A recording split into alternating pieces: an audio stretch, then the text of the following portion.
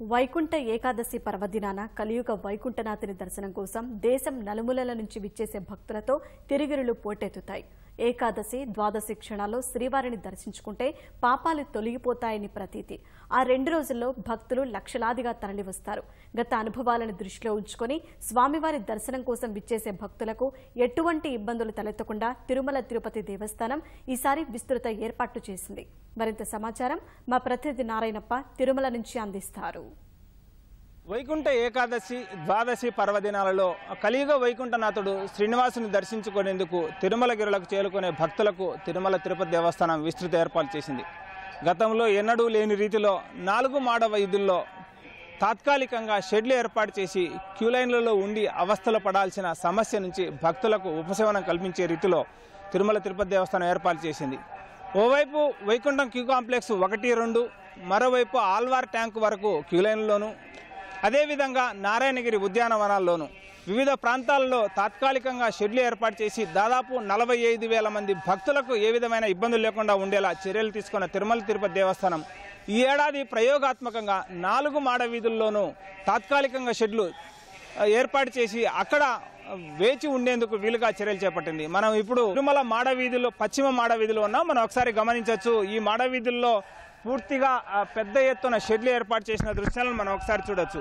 ఇప్పటికే Vaikuntham queue complex 1, 2 ప్రాంతాల్లో దాదాపు 22,000 మంది వేచి ఉండేందుకు అవకాశం ఉంది. అదేవిధంగా ఆల్వార్ ట్యాంక్ సమీపంలో దాదాపు 4,000 మంది, మరోవైపు నారాయణగిరి ఉద్యానవనంలో 18,500 మంది, ఇలా వివిధ ప్రాంతాల్లో 45,000 మంది భక్తులు వేచి ఉంటుంటే ఆ తర్వాత అవన్నీ నిండిపోయిన తర్వాత గతంలో క్యూలైన్లను బయటికి వదిలేవారు. అటు ఎంబీసీ 26 నుంచి అటువైపు లేపాక్షి వైపు కానీ, అదేవిధంగా ఇటువైపు మేదరమెట్ట నుంచి ఇటు ఔటర్ రింగ్ రోడ్డు వరకు క్యూలైన్లలో భక్తులను వదిలేవారు. ఆ క్యూలైన్లలో చలికాలం తీవ్ర ఇబ్బందులు ఎదుర్కొంటున్న పరిస్థితులు ఉండేవి. గత ఏడాది చాలా ఇబ్బందికరమైన పరిస్థితులు ఎదుర్కొన్నారు భక్తులందరూ. అటు మేదరమెట్ట నుంచి ఇటువైపుగా పూర్తిగా పాత కళ్యాణ వేదిక నుంచి, అదేవిధంగా ఔటర్ రింగ్ రోడ్డు వరకు అంటే బాలాజీ కాలనీ వరకు బయట అటవీ ప్రాంతంలో భక్తులు వేచి ఉండి చాలా ఇబ్బందులు ఎదుర్కొన్నారు. ఆ అనుభవాన్ని దృష్టిలో ఉంచుకొని ఈ ఏడాది 4 మాడ వీధుల్లో భక్తులు వేచి ఉండేందుకు వీలుగా విస్తృత ఏర్పాట్లు చేసింది. జర్మన్ షెడ్ అంటే పైన పూర్తిగా ఎటువంటి వర్షం వచ్చినప్పటికీ కారకోకుండా నీళ్లతో ఇబ్బంది పడకోకుండా ఉండేలా జర్మన్ షెడ్లను ఏర్పాటు చేశారు. ఒంటిమిట్టలో శ్రీరామనవమి సమయంలో ఇలాంటి షెడ్లు ఏర్పాటు చేసినప్పటికీ అక్కడ పెద్ద ఎత్తున గాలి వాన వచ్చి తీవ్ర ఇబ్బందులు ఎదుర్కొన్నారు.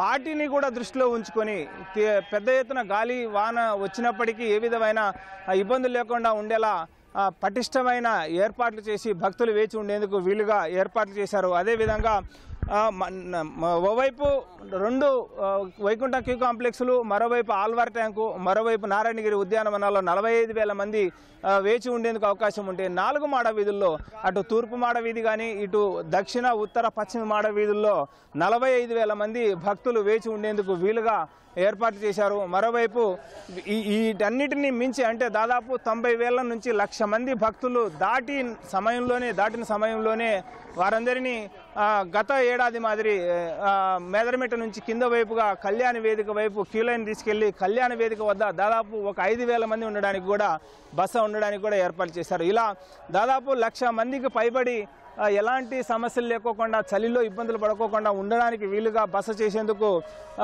ఏర్పాటు చేసిన తిరుమల తిరుపతి దేవస్థానం రాత్రి అంటే ఏకాదశి రోజు రాత్రి 12 నుంచి 12:30 వరకు మాత్రమే గుడిని మూసివేస్తారు. మిగిలిన సమయం అంతా అంటే ఏకాదశి ద్వాదశి 2 రోజుల్లో 48 గంటల సమయంలో ఒక 3 గంటల పాటు 3 నుంచి 3:30 గంటల పాటు ప్రముఖులు, అత్యంత ప్రముఖులకు దర్శన భాగ్యం కల్పిస్తారు.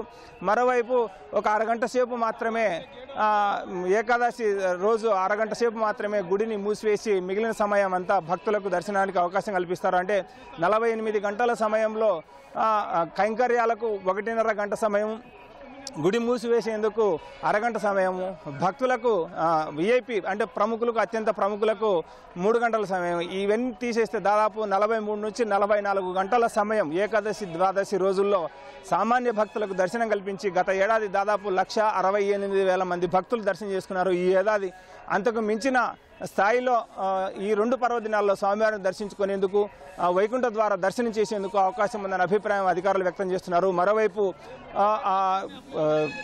తిరుమల చేరుకునే భక్తులకు వసతి కల్పించేందుకు కూడా విస్తృత ఏర్పాట్లు చేసినారు.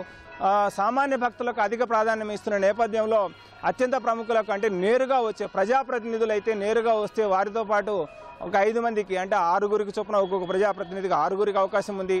ఉన్నతాధికారులు అయితే వారితో పాటు మరో 4గురికి చొప్పున దర్శన భాగ్యం కల్పించేందుకు ఏకాదశి రోజు చర్యలు తీసుకున్నారు. అంతకు మినహా ఎలాంటి సిఫార్సు లేఖలు కానీ ఎలాంటి ఇతర ప్రజాప్రతినిధులు కానీ అధికారుల నుంచి ఒత్తిళ్లకు తలగకుండా సామాన్య భక్తులకి అధిక ప్రాధాన్యం ఇస్తూ దర్శనం కల్పించేందుకు వీలుగా తిరుమల తిరుపతి దేవస్థానం విస్తృత ఏర్పాటు చేసింది.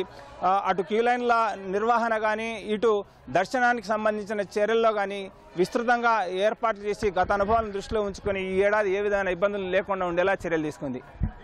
కెమెరామెన్ శేఖర్తో వి నారాయణప్ప, ఈటీవీ న్యూస్, తిరుమల నుంచి.